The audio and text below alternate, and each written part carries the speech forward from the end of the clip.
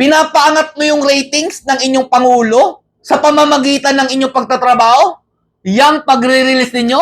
Yan ba ang gawain ng totoong merong nagagawa sa ating bansa? Kailangan pang gawan ng reels para magmukhang meron talagang improvement ang ating bansa? Sa panahon ni Tatay Duterte, walang ganito. Pero nakita po natin ang magandang epekto ng kanilang pagtatrabaho. Hindi kasi puro sa salita ang ginagawa ng Duterte administration. Ginagawa talaga nila agad. At hindi na kailangan ipagyabang, hindi na kailangan ipagmalaki dahil pera ng taong bayan naman ang ginagamit yan. Yan ang pagkakaiba ng Duterte administration dito kay Marcos Jr. administration. Kaya tinutulig sana kayo ng ating mga kababayan Pilipino sa pinaggagawa niyong katarantaduhan sa ating bansa. Matapos pagmumurahin ng kababayan nating OFW si Claire Castro sa Canada, eto po yung kanyang naging statement. Bakit daw po nagawa sa kanya yon? O eto mga Lodi ha, panoorin yung mabuti kung ano po yung mga pinagsasabi at dahilan ni Claire Castro bakit nga po umabot sa ganito. O eto po. Ano ho yung nangyari kanina na sa ngayon nagva-viral itong video ninyo dito sa Vancouver? Actually, gumagawa sana kami ng reels para dito sa event na kung saan bumisita ang ating Pangulo sa Canada. So gumagawa kami ng reels, tapos may lumapit sa amin na Pilipino. So, ngumiti ako, tinanong niya ako si UC Claire, sabi ko, yes. At doon, sinasabi niya na, sumigaw na siya, you ask your president to resign. So, kinuyog na kami, samantalang, kung tutusin, kami nagtatrabaho. Hindi kami nagbabakasyon dito. We're just doing our job, pero nahinto yun. Hindi na kami nakapagtapos ng aming pag-shoot ng reels dahil nga may mga Pilipino ganito yung ugali. Wow! Nagtatrabaho pala si Auntie Claire doon.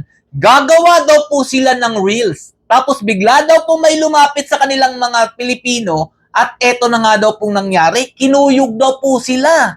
Yun lang ba talaga ang dahilan nun? O baka may ginawa kang hindi maganda at hindi nagustuhan ng ating mga kababayang Pilipino dyan sa Canada? O ito pa, tuloy pa natin mga Lodi. Hindi ko alam kung saan sila grupo, pero yung naratibo nila, yung tipong BBM resign. Yung naratibo nila ay maleta. Yung naratibo nila magnanakaw. So, at sinabihan ako na pangit. Sabi at sinungaling. So, nung sinabi nilang pangit daw ako, feeling ko sila yung sinungaling. So, may mga ganyan tao. May freedom of expression tayo, pero hindi naman kailangan maging bastos. Pilipino kayo, hindi naman ganyan ang ugali ng mga Pilipino eh. How did you feel about that, Yusek? Did you feel threatened at any point? At that time, dalawa lang kasi kami ni Director Robert Sol. Kasi nga siya yung kumukuha sa akin. Siya yung kumaga, sa kanya hawak yung camera.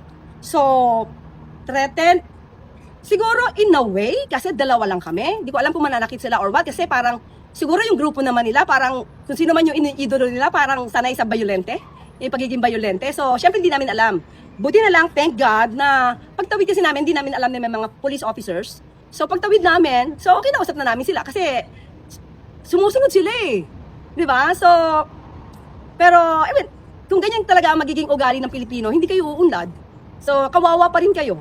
Hindi po sa ugali yan ng hindi pag-unlad, Auntie Claire. Kung ano po ang pamamahalang meron tayo ngayon sa ating bansa, sobrang walang kwenta.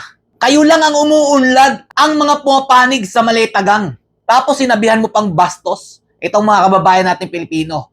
Natural, dahil isa kang bastos, lalo na pag mayroong interview, may press briefing, puro bato sa mga Duterte ang ginagawa mo. Puro kasinungalingan. Pinapaangat mo yung ratings ng inyong Pangulo sa pamamagitan ng inyong pagtatrabaho? Yang pagre-release ninyo? Yan ba ang gawain ng totoong merong nagagawa sa ating bansa? Kailangan pang gawan ng reels para magmukhang meron talagang improvement ang ating bansa? Balikan po natin ang panahon ni Tatay Duterte. Wala kayong makikitang ganto, opisyal ng gobyerno na naging vlogger para lang pagmukaing napakarami po nilang ginagawa. Pero ang outcome mga Lodi, wala talagang nagawa. Panahon po ni Bongbong Marcos Jr., halos lahat naging vlogger na.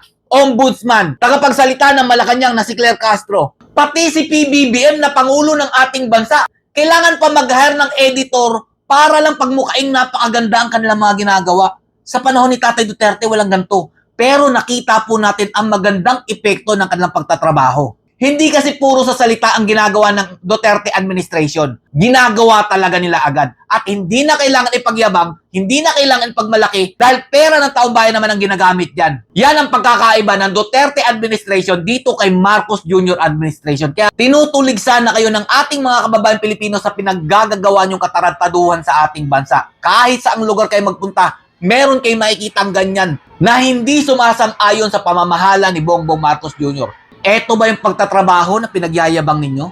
Nagre-release kayo? Sino nagbabayad ng editor niyan? Sino nagbabayad ng director niyan?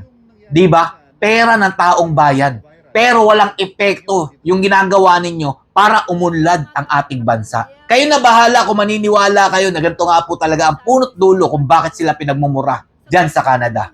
Stay safe. God bless you all. Nahanap mo na rin ang hinahanap mo, Claire Castro. Kahit ano pang mangyari, Duterte pa rin ang sinisigaw ng taong bayan.